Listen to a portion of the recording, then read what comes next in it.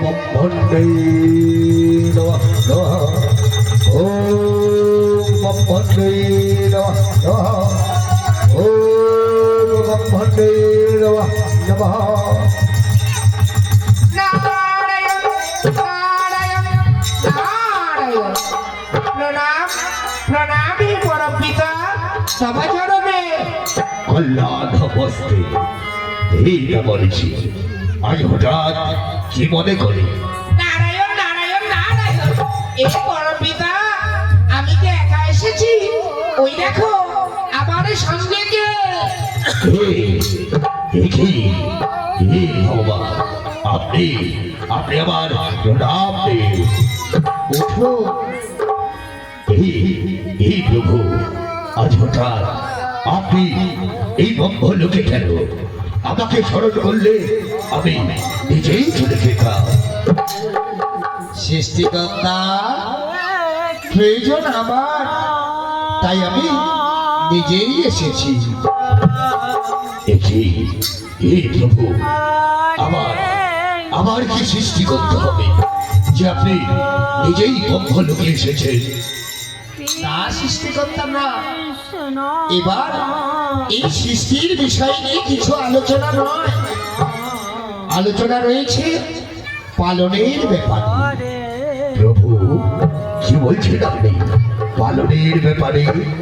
হ্যাঁ সৃষ্টিকর্তা, তুমি তো সৃষ্টি করেছো, একবার কি ভেবে দেখেছো যে সত্য দেখা দাফন চলে যাচ্ছে, আগমন করছে কলির যুগ, তাই তো? হে সৃষ্টিকর্তা, এই আগত কলিযুগের দায়িত্বভার, কলি জীবের দায়িত্বভার আমি যে তোমার হস্তেই দিতে চাই। অসম্ভব, অসম্ভব, অসম্ভব। এই আগত কলিযুগের দায়িত্বভার আমি গ্রহণ করতে পারবো না। নারায়ণ নারায়ণ নারায়ণ। এ পরমপিতা, আপনি তো সৃষ্টি করছেন, এই এই কলিজীবের দায়িত্বভার আপনি কেন গ্রহণ করবেন না? দেবর্ষি, তুমি জানো না? দেবর্ষি জানো না? এই কলির জীব, এই আগত কলির জীবকে সৃষ্টি তো আমিই করেছি, কিন্তু আমি জানি না এরা কি চায়। এই কলির জীব, এরা যে ধর্ম অধর্ম বুঝে না, এরা পাপ পুণ্য চিনে না, এদের যার মন যেদিকে সে চলে যায় সেদিকে। হ্যাঁ, আমি আমি এদের দায়িত্বভার গ্রহণ করতে পারবো না। নারায়ণ নারায়ণ নারায়ণ।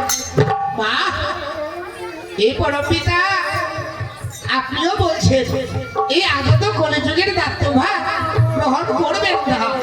প্রভু, দেবর্ষি, আপনিও তো বলছেন এই আগত কলিযুগের দায়িত্বভার গ্রহণ করবেন না।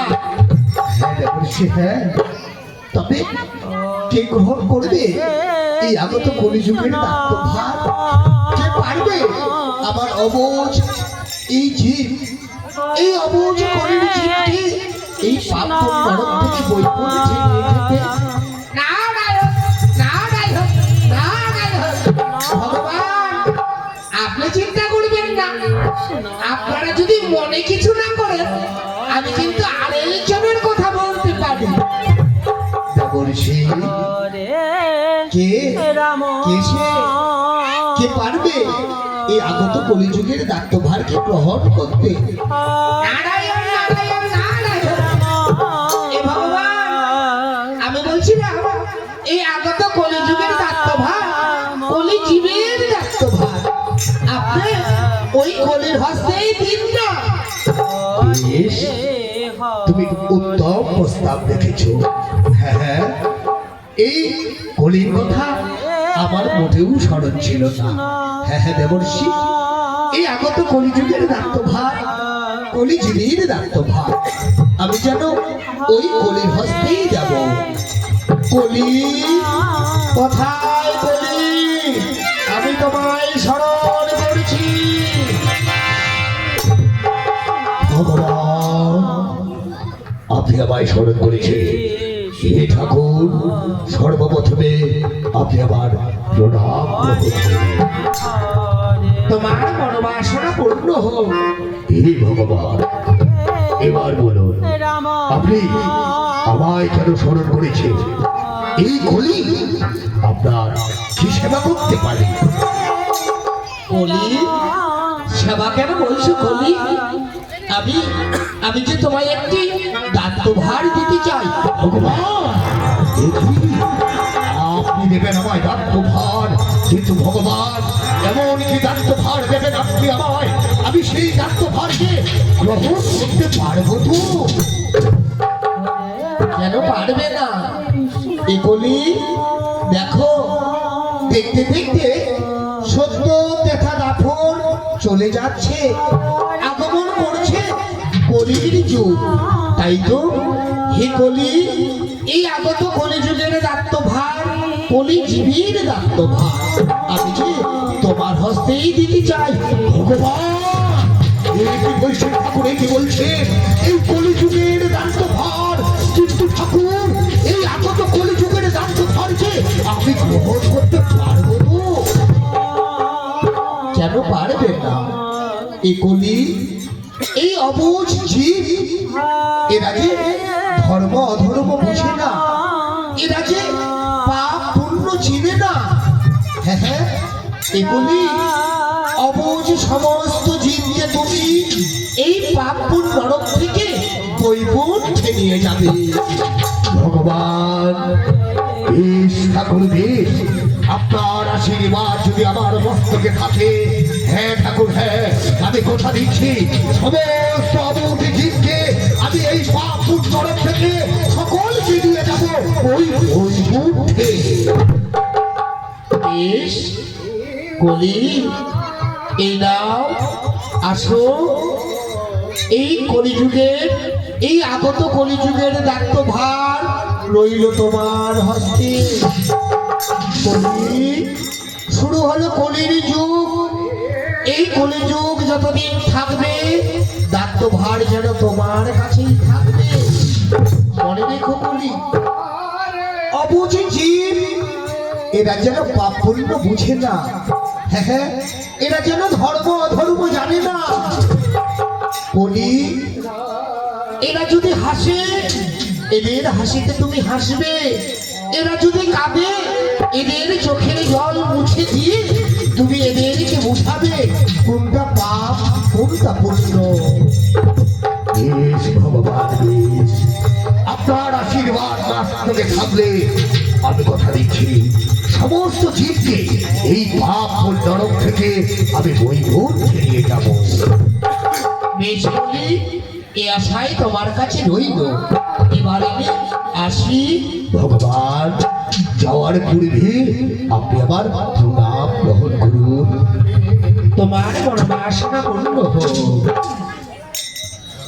হ্যাঁ বাবা বলি, দেখো বাবা, সৃষ্টি করেছি আমি, পালনের দায়িত্বভার থাকলো তোমার কাছে।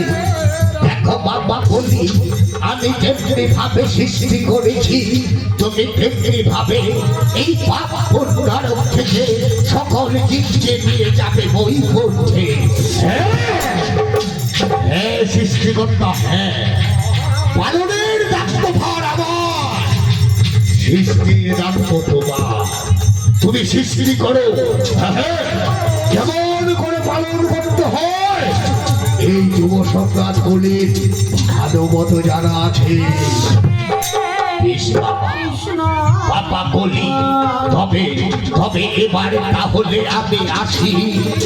এসো হে সৃষ্টিকর্তা, যাওয়ার পূর্বে আপনি আমার প্রণাম গ্রহণ করুন, কেননা আপনি নিজের হাতে আমায় সৃষ্টি করেছেন। তাই আমি যুব সম্রাট বলি, এই নিন আমার প্রণাম গ্রহণ করুন। তোমার মনোবাসনা পূর্ণ হোক।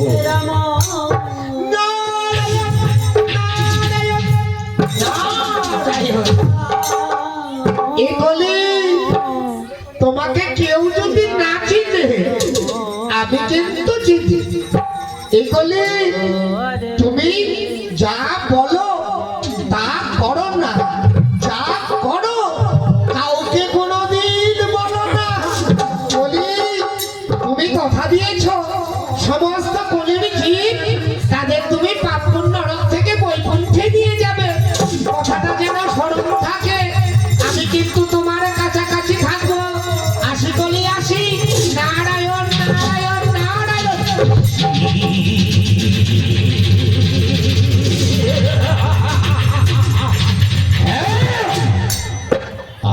দিয়েছি, আমি কথা দিয়েছি সমস্ত কলিহত জীব তাদের পাপ ফুল নরক থেকে বৈকুণ্ঠে নিয়ে যাব, কিন্তু না ওরে কলির জীব, তোমরা সকলে যদি পাপ ফুল নরক থেকে বৈকুণ্ঠে চলে যাও, তবে কাকে কাকে নিয়ে থাকবো আমি এই পাপ নরকে? সমস্ত কলির জীব, সমস্ত কলিহত জীব তোমাদেরকে আমি ধীরে ধীরে কাঁদতে কাঁদতে নিয়ে আসবো নরকে, তোমাদেরকে বানাবো আমি নরকের জীব। হ্যাঁ, সেদিন তোমাদের নরকের জীব বানাতে পারবো, সেদিন এই যুব সংসার কলির কোনো বাসনা হবে পূর্ণ। হ্যাঁ, তবে তো আমার নাম যুব সম্রাট।